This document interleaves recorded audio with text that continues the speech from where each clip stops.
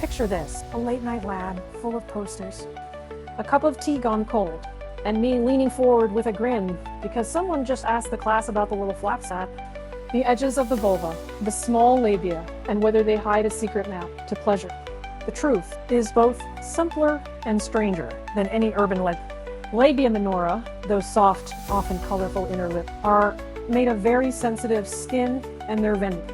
They can react to touch, temperature, and even mood. Some people think of them as a kind of warm welcome mat. Others barely notice them. Either way, you're beautifully unique like fingerprint. Now slide your imagination gently to the A spot, sometimes called the anterior fornix, an area on the front wall of the vagina that some people report as intensely sensitive. It's not a mystical button. It's tissue, nerves, and blood flow meeting at a place that can feel different for everyone. For some, it's a buzz. For others, a deep, odd pressure.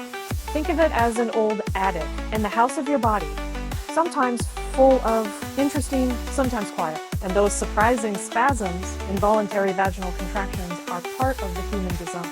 Muscles in the pelvic floor can tighten and let go like any other muscle. They react to excitement, surprise, even stress. Sometimes they're joyful. Sometimes they're a little disoriented, like a body message you didn't expect.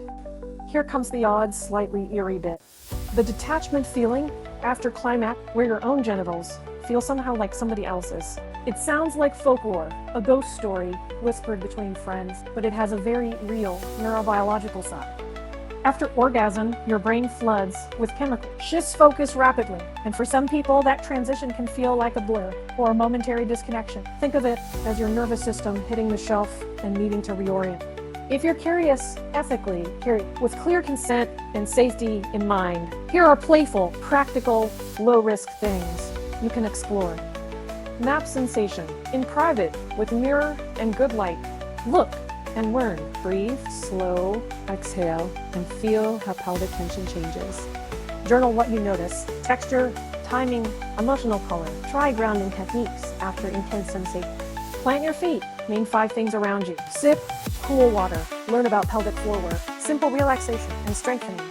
The routines taught by therapists, which can change how spasms and detachment feel. If the detachment becomes distressing, talk to a clinician or therapist.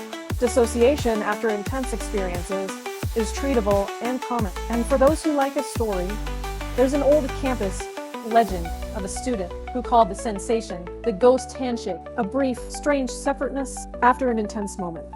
She learned to invite it, to name it, and eventually it became just another odd, the fascinating part of her body's language. Your body has stories. Read them gently, with curiosity, care, and a little scientific wonder. If a question lights you up, chase it safely, consensually, and with reliable sources, and enjoy the slow, careful discovery.